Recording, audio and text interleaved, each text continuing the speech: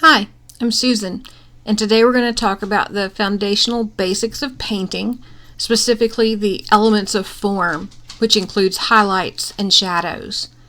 When you go to paint and you're looking at the object that you plan to paint, the first thing you want to do is see where the light is coming from. Ideally, it's coming from one direction, and then that way it casts a shadow in the opposite direction. If you have multiple light sources and multiple shadows, it's going to be confusing for you as the painter and for the viewer. Where that light hits that object, you're going to see highlights. This is very important. Typically, we wait till the end of the painting to add those. The midtone or the halftone is that chromatic piece of color between the highlight and the core shadow. And it is by far the most intense or chromatic color of your object.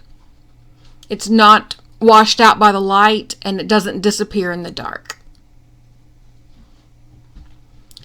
And this is always confusing, but you're going to have reflected light bounce up into that core shadow. So you can see where it would appear to be the darkest, it's actually not, because there's light bouncing up in there. That core shadow is on the object itself, and that's where no light is hitting that object.